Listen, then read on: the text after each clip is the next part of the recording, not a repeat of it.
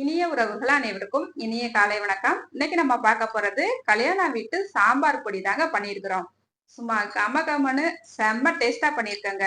நீங்க இந்த பொடியை அரைக்கும் போதே உங்க வீடு ஃபுல்லா இந்த சாம்பார் பொடியோட வாசம் தாங்க வரும். ஏன்னா அந்த அளவுக்கு இந்த சாம்பார் பொடியோட வாசமும் டேஸ்டும் சூப்பரா இருக்குங்க. இந்த சாம்பார் பொடி எப்படி அரைக்கிறதுன்னு பாக்குறதுக்கு முன்னாடி இன்றைய பிறந்த நாள் மற்றும் திருமண நாள் கொண்டாடுற எல்லாருக்குமே நிறைய வாழ்த்துக்கள். இப்போ வாங்க நம்ம ரெசிபி எப்படி பண்ணலாம்னு பாத்துடலாம். இப்போ நம்ம மசாலா பொடி வறுக்கிறதுக்கு எல்லா பொருட்களையும் நல்லா ஸ்பூனில் அளந்து எடுத்து வச்சுருக்கேன். இந்த ஸ்பூனில் தாங்க அளந்து எடுத்து வச்சுருக்கிறேன். மல்லியை மட்டும் 100 கிராம் எடுத்து வச்சுருக்கிறேன். மல்லி 100 கிராம் எடுத்துக்கிட்டாச்சு. அதுக்கப்புறம் பார்த்திங்கன்னா சீரகம் ஒரு 4 ஸ்பூன் எடுத்துருக்கிறேன். அதுக்கப்புறம் கடலைப்பருப்பு பார்த்திங்கன்னா அது ஒரு 3 ஸ்பூன் எடுத்துருக்கிறேன். அதுக்கப்புறமா மிளகு பார்த்திங்கன்னா ஒரு 2 ஸ்பூன் எடுத்துருக்கிறேன். வெந்தயம் 1.5 ஸ்பூன் எடுத்துருக்கிறேன். முந்திரி குருணை 3 ஸ்பூனுக்கு எடுத்துருக்குறேங்க. முழு முந்திரி பருப்பாக இருந்தால் ஒரு 4-5 முந்திரி பருப்பு சேர்த்துக்குங்க. இப்போ 10 பல் பூண்டு எடுத்துருக்கிறேன். நல்லா தோலோடு எடுத்துருக்கேங்க. அதுக்கப்புறமா 3 கொத்துக்கு கருவேப்பிலை எடுத்துருக்கிறேன். 10 வத்தல் எடுத்துருக்கேங்க. 1.5 ஸ்பூனுக்கு கசகசா எடுத்துருக்கேன். இப்போ இது எல்லாத்தையுமே எப்படி வறுக்கலாம் அப்படின்னு சொல்லி இப்போ வாங்க நம்ம பார்த்துடலாம். இப்போ ஒரு கடாய் அடுப்பில் வச்சுருக்கிறேன். நல்லா கடாய் சூடாயிடுச்சு. இதில் 2 ஸ்பூனுக்கு நான் இன்றைக்கி கடலெண்ணெய் விட்டுருக்குறேன். நீங்கள் தேங்காய் எண்ணெயில் கூட இதை வறுத்துக்கலாம். ஃபஸ்ட்டு வெந்தயத்தை இதில் சேர்த்துக்கலாங்க. வெந்தயம் நல்லா செவந்து வரட்டும்.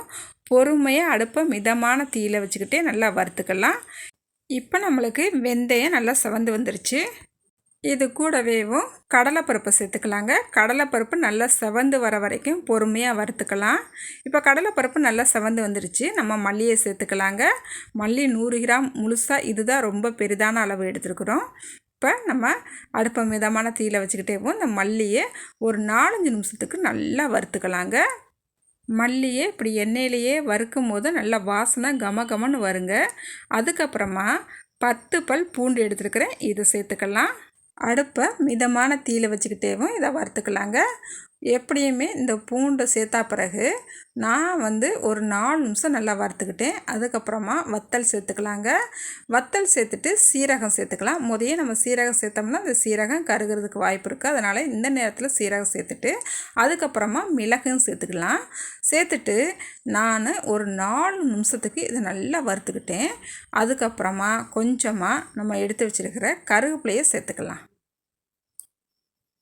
கருவேப்பிலையை சேர்த்துட்டு நல்லா கருவேப்பிலை முறுமுறுன்னு வரணுங்க. அந்த அளவுக்கு நல்லா இதை மிதமான தீயில் வச்சுக்கிட்டு நல்லா வறுத்துக்கலாம்.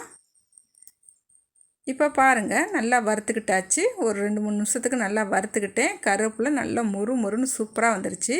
இப்போ எடுத்து உங்களுக்கு கருவேப்பிலையை காட்டுறேன் பாருங்கள் எந்த அளவுக்கு வந்திருக்குன்ட்டு. பாருங்கள், கையில் எடுத்து அப்படியே நொறுக்கும் போது நல்லா நொறுங்கி வருது பாருங்கள். இந்த அளவுக்கு வறுத்துக்கிட்டா பிறகு மீதமுள்ள கசகசாவையும் முந்திரி குருணையும் சேர்த்துக்கலாங்க. சேர்த்துட்டு நல்லா ஒரு 2 நிமிஷம் ஃபைனலாக வறுத்துக்கலாம். எல்லாத்தையும் சேர்த்து நல்லா இந்த மாதிரி வறுக்கும் போது உங்கள் வீடு ஃபுல்லாக இந்த சாம்பார் பொடியோட வாசனை தாங்க நிறைஞ்சிருக்கும். நல்லா கம கமன்னு செமையாக இருக்குங்க. நல்லா 2 நிமிஷத்துக்கு நல்லா வறுத்துக்கலாம். அடுப்பை மிதமான தீயில் வச்சுக்கிட்டேவும் நல்லா வறுத்துக்கலாம். பாருங்கள், ஒரு 2 நிமிஷம் நல்லா வறுத்துக்கிட்டேன். இங்கே பாருங்கள் எவ்வளோ சூப்பராக இருக்குன்ட்டு. அப்படியே வாசனை அவ்வளோ செம்மையாக வருதுங்க. இப்போ நம்ம அடுப்பை ஆஃப் பண்ணிக்கலாங்க. இந்த அளவுக்கு வறுபட்டு வந்தால் போதும். இப்போ நம்ம வறுத்து வச்சுருக்கிற இந்த மசாலாவை ஒரு பாத்திரத்துக்கு மாற்றிக்கலாங்க. நம்ம கடாயிலே இருந்துச்சுன்னா இன்னும் சீரகம்லாம் கருகி போகிறதுக்கு வாய்ப்பு இருக்குது. அதனால் இந்த மாதிரி ஒரு பாத்திரத்துக்கு மாற்றிட்டு நல்லா ஆற வச்சுக்கலாம்.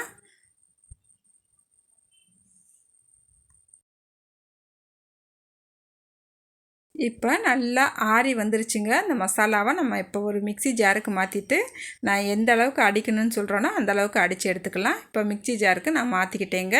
இப்போ இது கூடவே ஃபைனலாக ஒரு 1.5 ஸ்பூனுக்கு மஞ்சத்தூள் சேர்த்துக்கலாம்.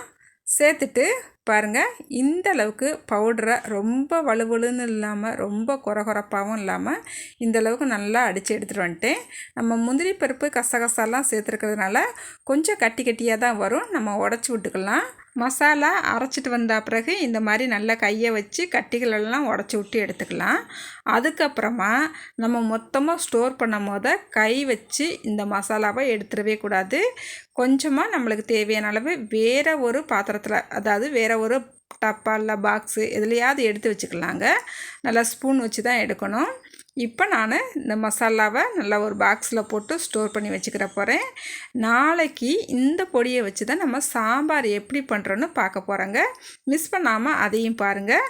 அதுக்கு முன்னாடி இந்த வீடியோவை பார்த்து நீங்கள் சாம்பார் பொடியை அரைச்சி சாம்பார் வைக்கிறதுக்கு ரெடியாக இருங்க. நாளைய வீடியோவில் பார்க்கலாங்க. இந்த வீடியோ உங்களுக்கு பிடிச்சிருக்குன்னு நம்புகிறேன். வீடியோ பார்க்குற நீங்கள் லைக் அண்ட் ஷேர் பண்ணுங்கள். புதுசாக பார்க்குறவங்களா இருந்தால் மறக்காமல் என்னோடய சேனலை சப்ஸ்கிரைப் பண்ணிவிடுங்க. அடுத்த ஒரு வீடியோவில் பார்க்கலாங்க. பாய்.